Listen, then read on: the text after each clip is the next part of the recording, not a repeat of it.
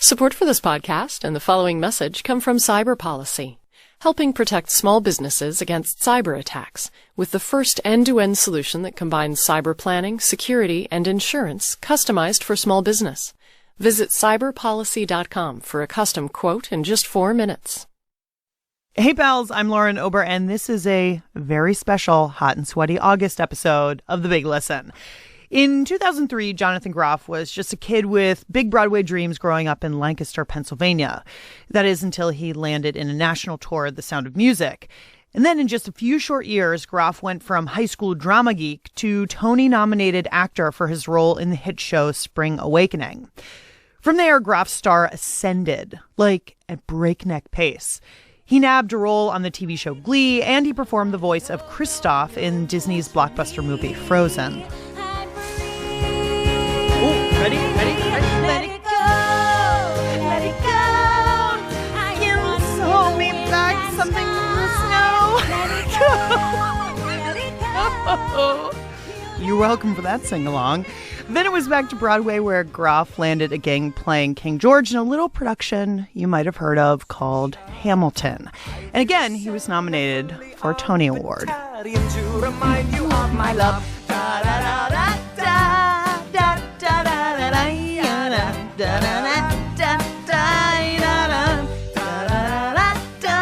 Okay, that's enough of that.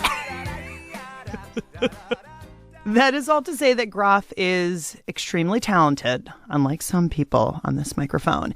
He is also very much in demand. So why would he want to do a podcast musical?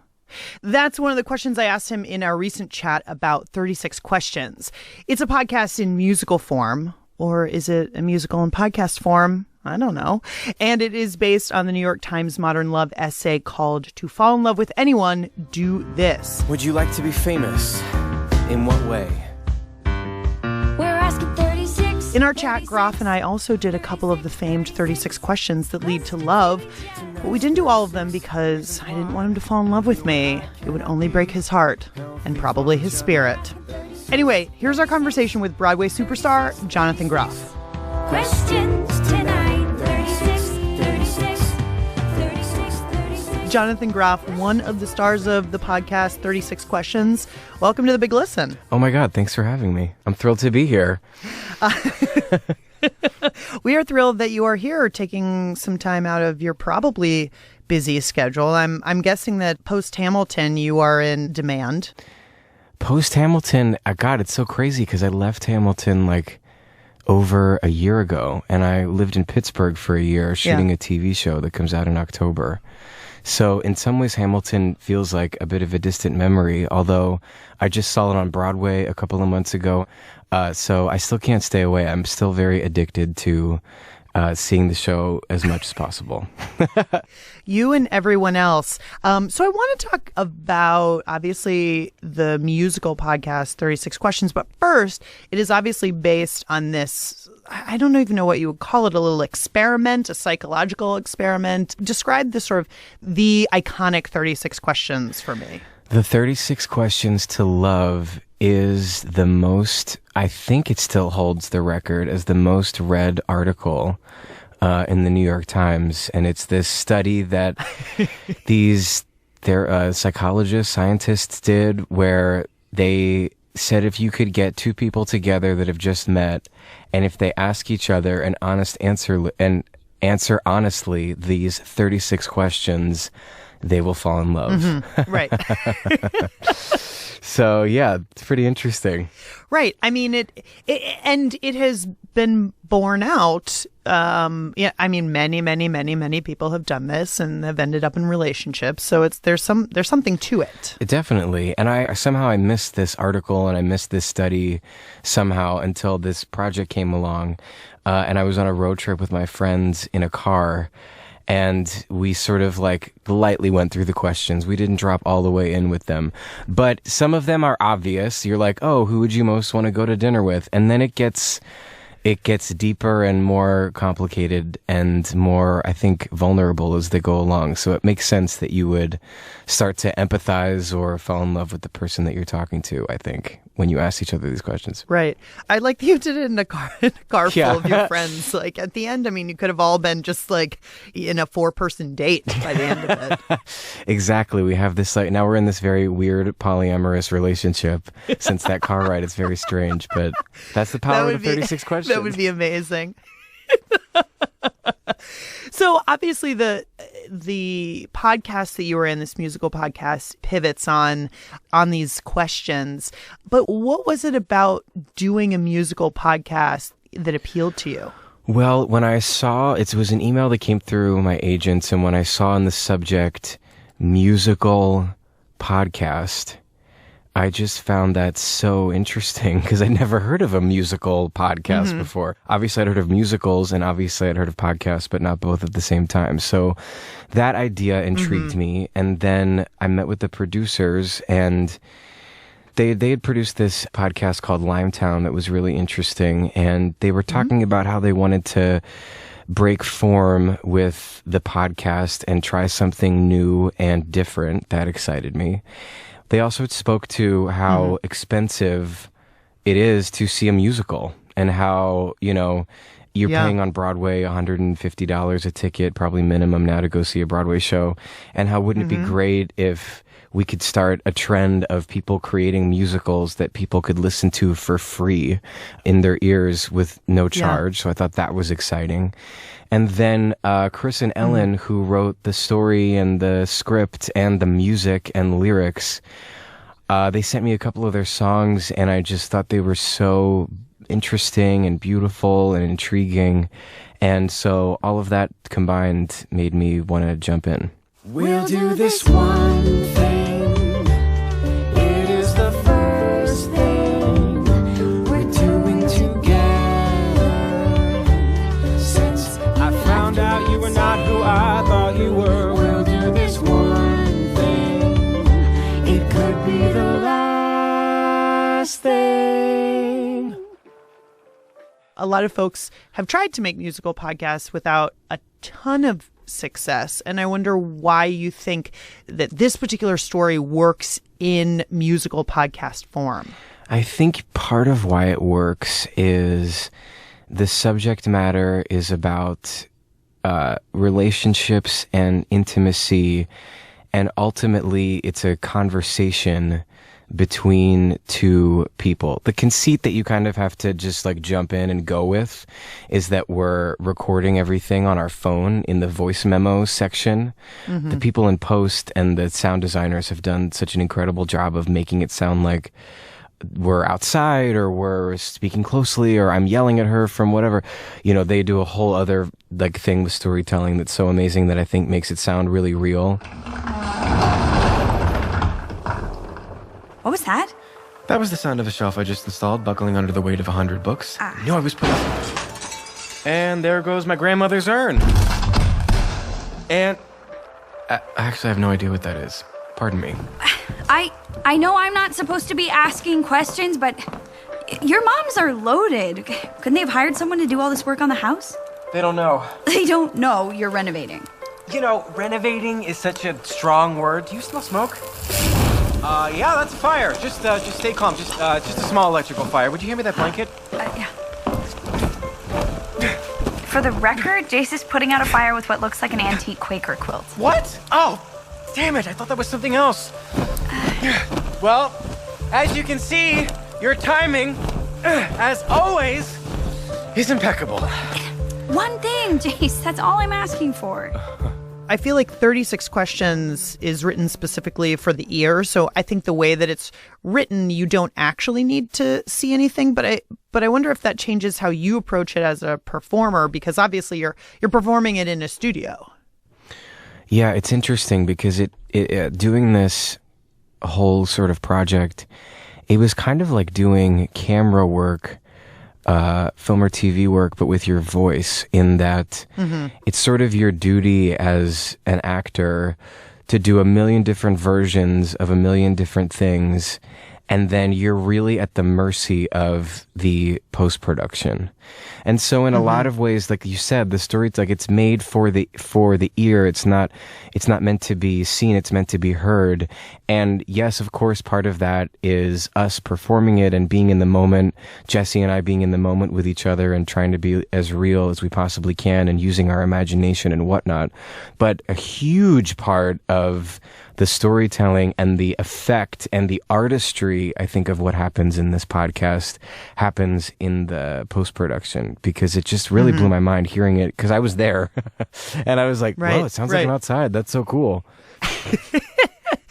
For you as an actor, do you have to sort of use a different part of your imagination or use more of it when you're doing things like this, where you're in the studio, like Frozen or this musical podcast, 36 Questions, where you don't have the benefit of an audience and you kind of have to create the world in your own head, I imagine?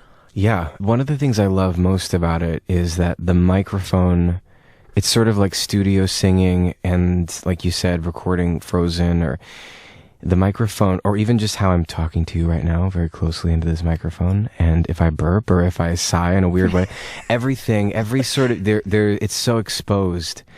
And I remember the first time, because I started in theater, and the first time I did a film, I was in rehearsal with the director, and he said, if you feel it, we'll see it. You don't have to show it to us like you kind of do in the theater to play to the back row.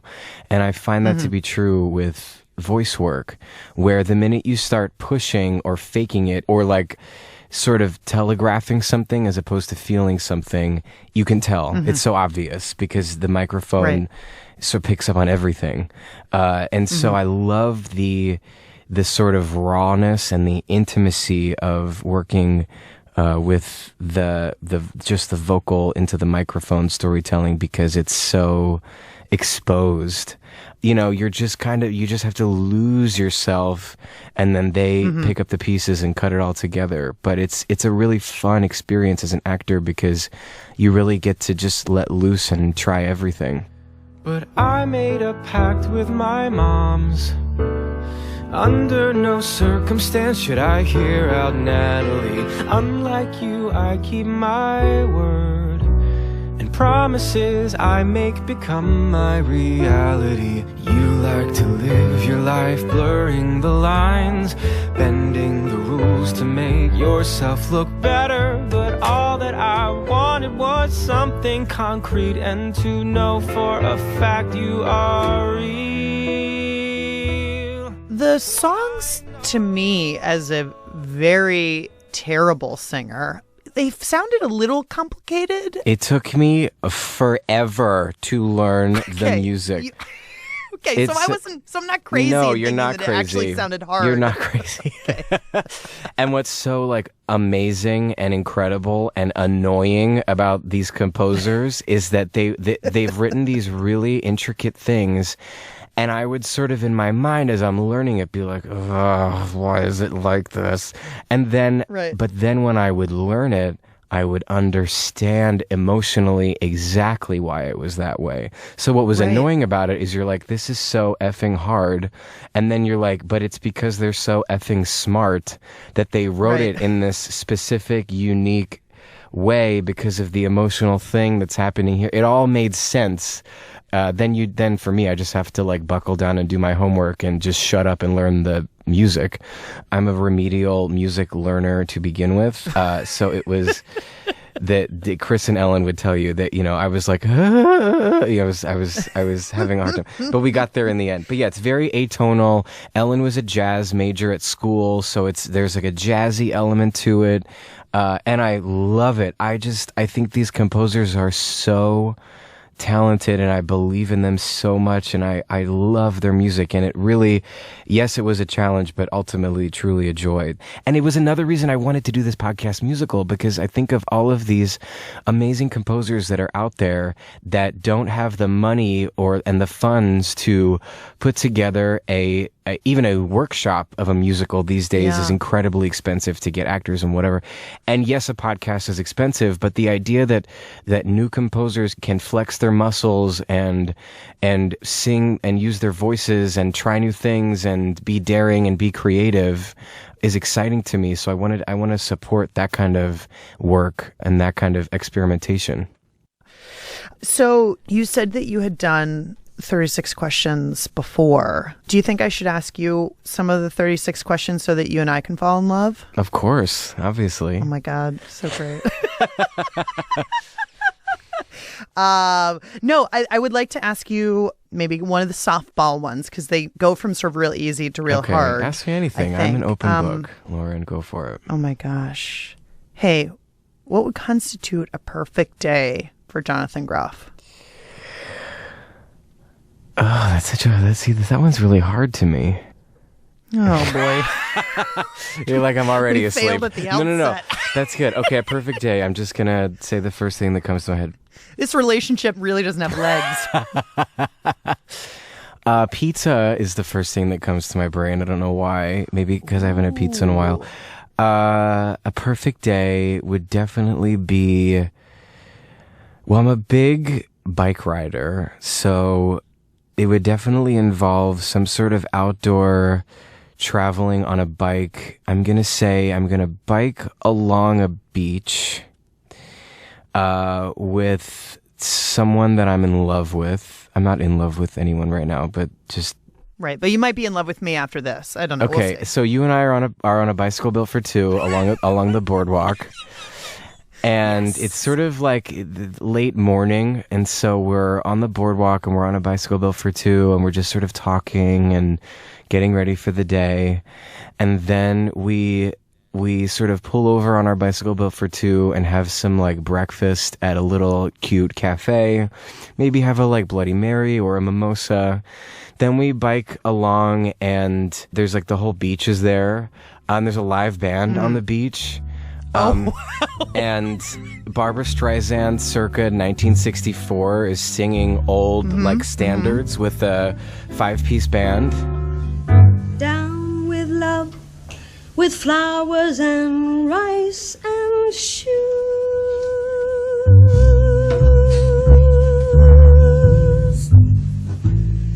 Down with love, the root of all midnight blue. Love it. Mhm. And so we're on the beach and we're just sort of hanging out, and then also like 30 of our closest friends are there. And so we're all sort of like hanging out and we're kind of dancing on the beach, and then there's all this pizza that gets delivered. And so there's all this pizza, we're on the beach, and then we're in the ocean and we're having so much fun. And then Can't even imagine eating pizza in the ocean. we are though. but- That's what we're but I do- doing. And there's like an amazing. overflowing amount of Diet Coke just like everywhere. And What? and we're just Of all the losing ourselves in the beverages, day. you're like- And then it turns into this, and then as it gets to dusk, it turns into this crazy, there's beach volleyball too, by the way. And then there's this like also dance floor on the beach. And then Barbara like goes away, and then the Roots come out. Yo, lost generation, fast-paced nation, world population come. And then there's this huge dance party on this giant like stage on the beach. We're still on the beach, and there's like we Whoa. can still there's like outdoor showers there, so we can like shower and change clothes and Okay, stuff. great. And then we're dancing on the beach, and then you and I get on our bicycle built for two when the stars come out, and we go back to our little beach house. And then you know what goes down in the beach house after that. Yeah, no, exactly. I just fall asleep and the bed gets all sandy. So That you said that, no, not I'm me. just kidding.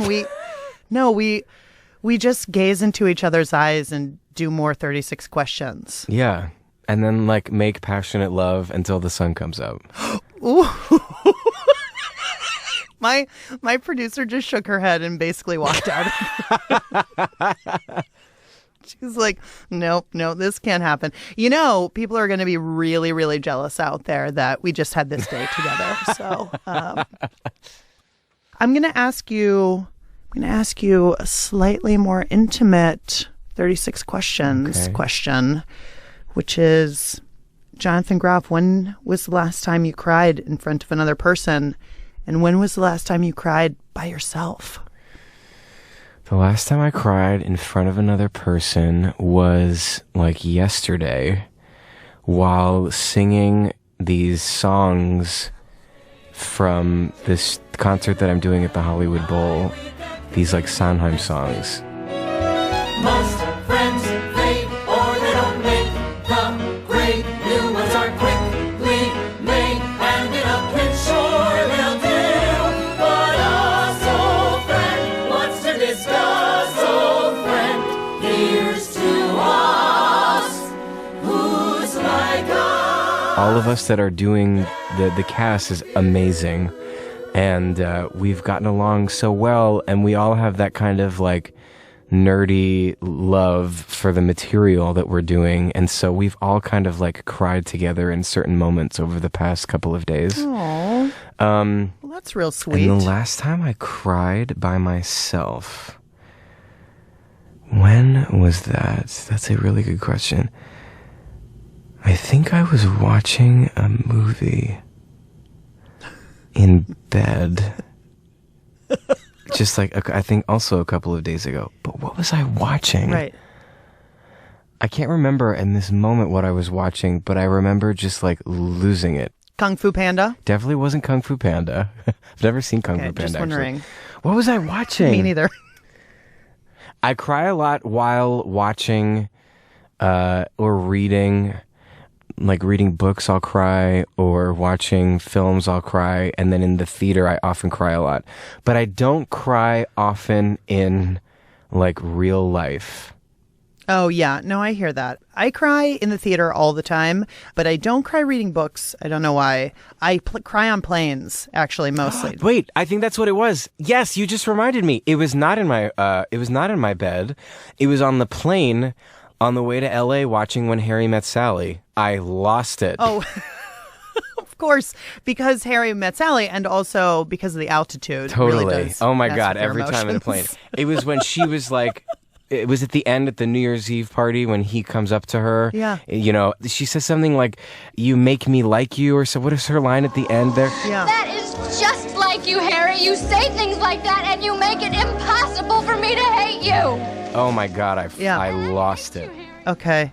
I'm glad to know that you can summon tears, because not everybody can. So. Oh my that's God, I healthy, cry all the think. time. I actually went to see back to Barbra Streisand. I went to go see her in concert in Brooklyn. Obviously. I'm obsessed. I'm in a real like it's a deep obsession in this moment. And I took my friend and I kind of drug my friend, and he was like, "Okay, I'll go with you. I'll go with you because I know how much you want to see her, so of course I'll go with you." And I'm on the edge of my seat for the whole concert, and at the end she's singing "Happy Days Are Here Again," and I look over at him and I was like, "Are you crying?" And he was crying at the Barbra Streisand concert. Happy days are here again. The skies above are clear again. Jonathan Groff is one of the stars of the podcast musical 36 Questions from Two Up Productions.